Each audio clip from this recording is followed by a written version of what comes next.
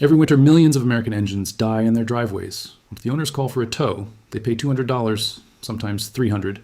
They sit in a cold car waiting for a truck that may take an hour to arrive. And the entire time, a $3 device exists that would have prevented the whole thing. Soviet mechanics kept T-34 tanks running at minus 40 degrees Fahrenheit.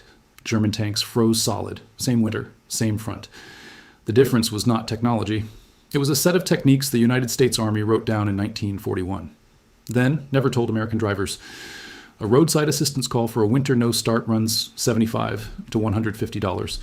A tow to a shop adds $200 or more. The device that prevents it costs $3. It plugs into a wall outlet. By the end of this video, you will know exactly how to winterize any vehicle's starting system for under $50, using techniques that have kept engines alive from Stalingrad to Fairbanks. Let me show you exactly what these devices are, how they work, and why nobody ever told you about them. Welcome to the channel. If you're new here, this is what we do.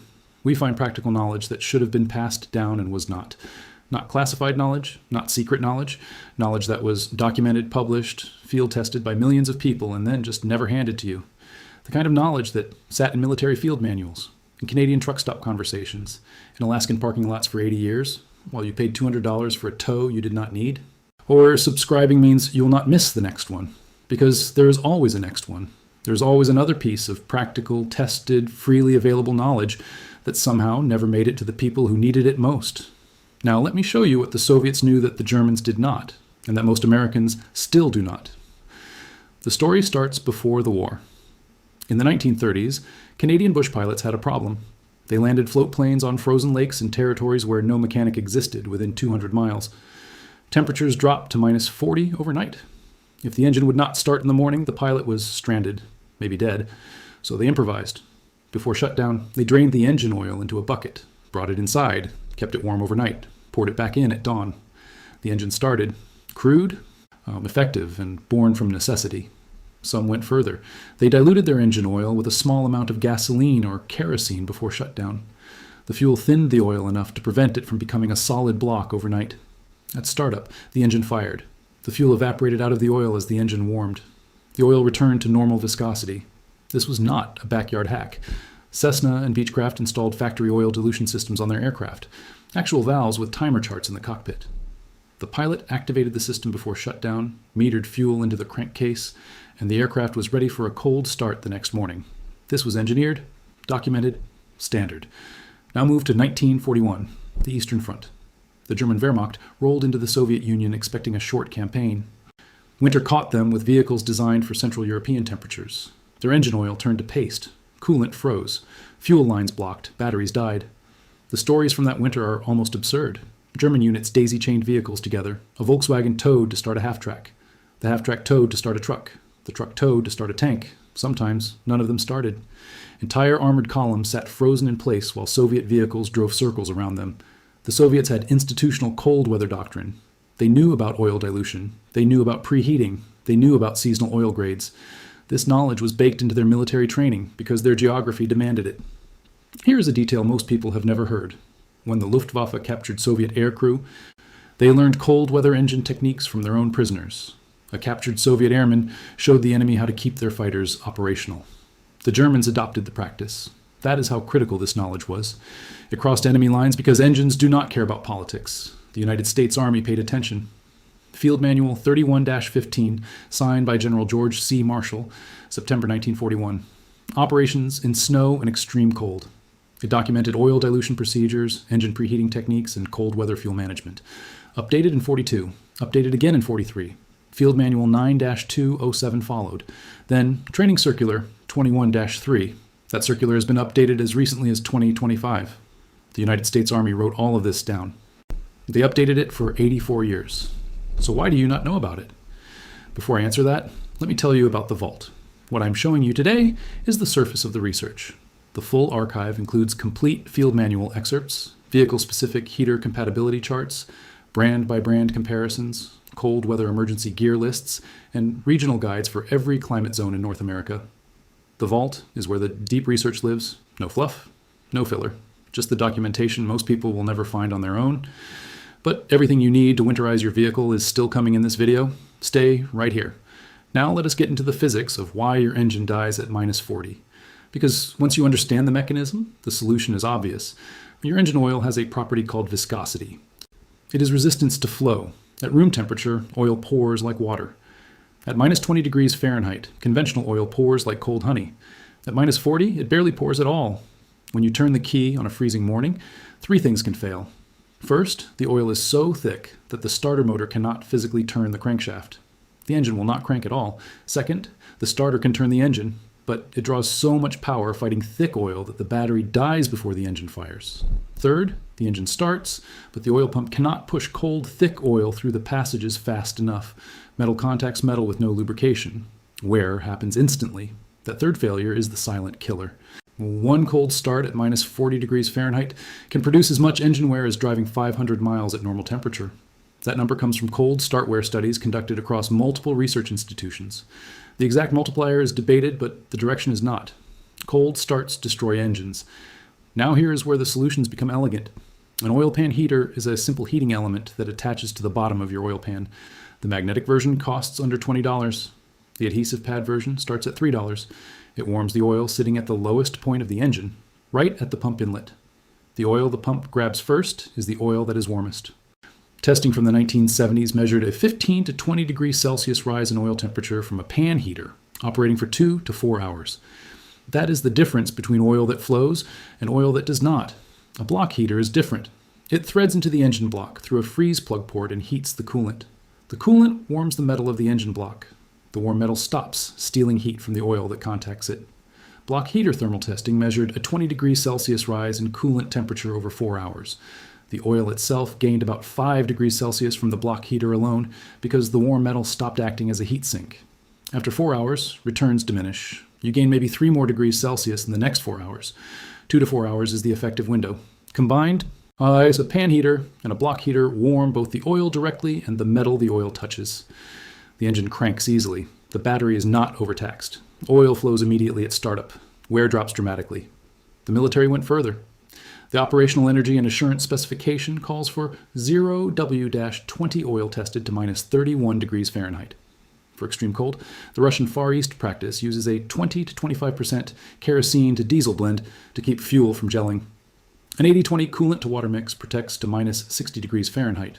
A block heater costs $15 to $25. A magnetic pan heater costs under $20. An adhesive pad heater costs $3. The total system costs under $50. A single tow bill costs $200 or more. So the science is clear. The devices are cheap. They have been available for decades. Which raises the obvious question. Why do American cars not come with them? 4 factors buried this knowledge. First, multi-grade oil marketing. When the oil industry introduced multi-grade oils in the 1960s, the marketing message was simple. One oil for all seasons, no more switching. That message was partially true. Multi-grade oil is better than single grade in cold weather, but it is not magic. At minus 40, even 0W-20 synthetic gets thick. The marketing eliminated the cultural habit of thinking about oil viscosity seasonally. People stopped paying attention. Second, geographic concentration. The majority of the American population lives in climate zones where winter temperatures rarely reach the critical threshold. The problem is invisible to most of the market. Third, the shift from owner-maintained to dealer-maintained vehicles. When Americans stopped changing their own oil and checking their own engines, they lost the tactile relationship with viscosity. You cannot feel cold oil if you never touch oil. Fourth, military siloing.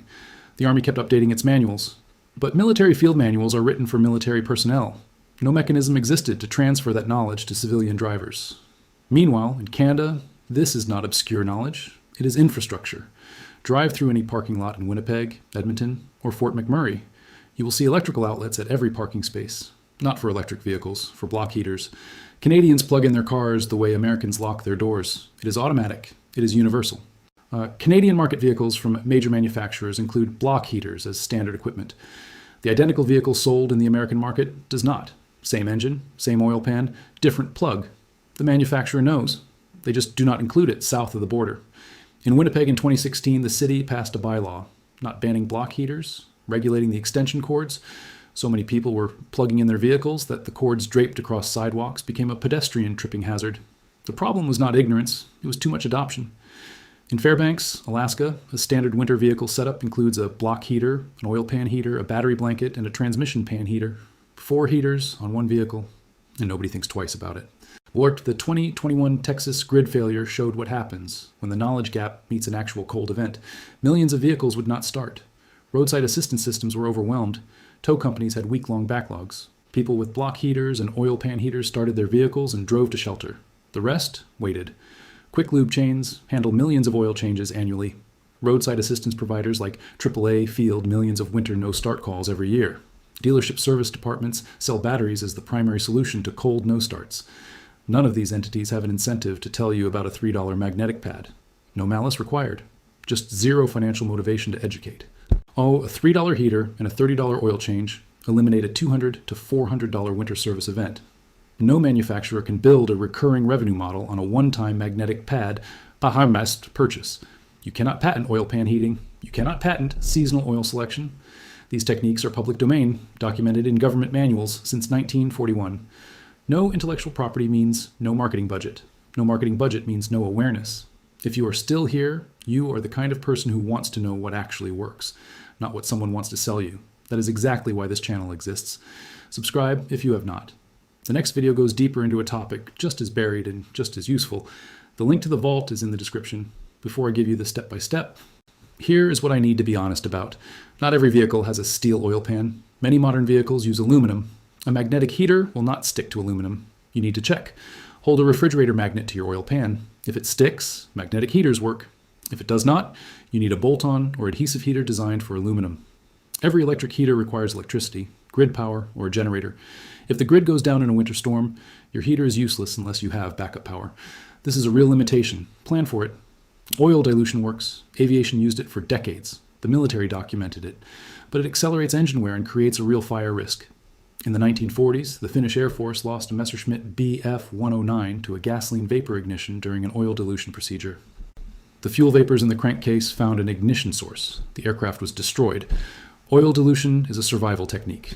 It is not routine maintenance. Use it only when you have no other option. Cold-rated extension cords matter. Standard household cords become brittle below minus 32 degrees Fahrenheit. A Cat's brand cord rated for extreme cold costs more, but will not crack and short circuit in your parking lot. Block heaters warm the coolant in the block. They do not warm the battery. At minus 40, your battery loses roughly half its cranking power regardless of what your heater does. A battery blanket or warmer is a separate component that addresses a separate problem. Carbon monoxide kills. If you run a vehicle or a fuel-burning heater in an enclosed garage, carbon monoxide can reach lethal concentrations in minutes. Never run an engine in a closed space, period. Now that you know what works, what does not, and what to watch out for, here is exactly how to do it. Procedure 1. Magnetic oil pan heater installation. You need one magnetic oil pan heater. The Cat's Handy Heat Magnum is a reliable option, under $20. Step 1. With the engine cold, locate the oil pan on the underside of the engine. Step 2. Hold a refrigerator magnet to the pan surface. If it sticks firmly, the pan is steel. Proceed. Step 3. Clean the surface of the oil pan with a rag. Remove road grime, oil, and debris. The magnet needs direct contact with clean metal. Step 4. Place the heater pad on the bottom of the oil pan, centered over the flattest area. The magnet holds it in place. Step 5. Route the power cord away from the exhaust manifold, away from belts, and away from any moving component. Use zip ties to secure the cord along the frame rail. Step 6. Plug the cord into a heavy-duty, cold-rated outdoor extension cord. Run the cord to an exterior outlet. Step 7. A farm. Innovators, Thermocube automatic switch will turn the heater on at 35 degrees Fahrenheit and off at 45 degrees Fahrenheit. Plug the heater into the thermocube. Plug the thermocube into the outlet. Fully automatic. Step 8. Allow 2 to 4 hours of preheat time before starting the vehicle. Total cost, under $20 for the heater, under $15 for the thermocube, under $50 including a cold-rated extension cord. Procedure 2. Seasonal oil switch. Check your owner's manual for the manufacturer's recommended oil viscosity at your expected winter temperatures. Most manuals include a chart. For temperatures regularly below minus 10 degrees Fahrenheit, 0W-20 full synthetic is the standard recommendation. The military's Operational Energy and Assurance specification validates this grade to minus 31 degrees Fahrenheit. At your next oil change, specify the cold weather grade. Cost, $30 to $45. The same as a regular oil change. You can verify the difference yourself. Put a bottle of conventional 5W-30 in your freezer overnight. Put a bottle of 0W-20 synthetic next to it. In the morning, pour both. The synthetic flows. The conventional barely moves. That is what your oil pump fights on a cold morning.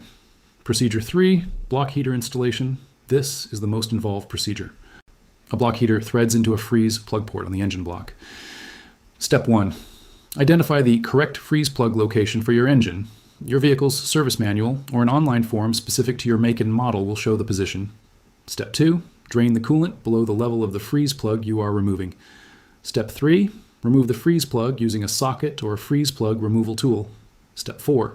Thread the block heater element into the port. Torque to the manufacturer's specification. Step 5. Refill the coolant system and check for leaks. Step 6. Route the cord and plug into your outlet using the same cord management as the pan heater. If you're not comfortable removing a freeze plug, a mechanic can install a block heater in under an hour. The part costs $15 to $25. Shop labor adds $50 to $75. It is a one-time installation. Total system cost with block heater, oil pan heater, thermocube, extension cord, and seasonal oil. Under $50 if you do the work yourself. Under $125 with professional block heater installation. Emergency procedure, oil dilution. This is for survival situations only. Your heater has no power, you must start the vehicle. Step 1, remove the oil filler cap. Step 2, add clean kerosene or number 1 diesel fuel equal to approximately 10% of your oil capacity. For a 5-quart system, that is 1/2 quart of kerosene. Step 3, replace the cap. Step 4, start the engine. Step 5, idle until the engine reaches full operating temperature.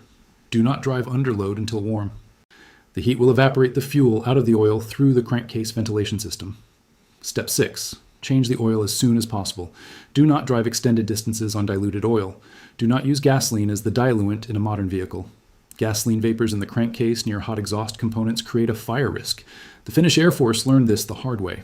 Kerosene is safer. That is everything. Let me put it all together. In the 1930s, bush pilots drained oil into buckets to survive Canadian winters. By 1941, the United States Army had formalized cold weather engine doctrine in a field manual signed by George C. Marshall. Soviet tank crews kept their vehicles running at -40 while German columns froze in place. Cessna built oil dilution valves into factory aircraft. Canada built electrical outlets into every parking lot. Alaska wired 4 heaters to every truck. The knowledge exists. It has existed for more than 80 years. It is not classified. It is not expensive. It was never handed to you because no one makes money when you spend $3 once instead of $200 every winter.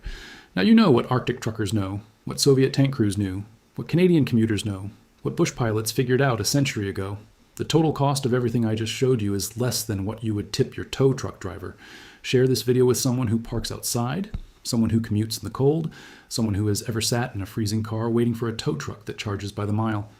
Next week, we go into the vault on another piece of buried practical knowledge. One that is just as documented, just as cheap, and just as deliberately overlooked. The knowledge was always there. Now it is yours.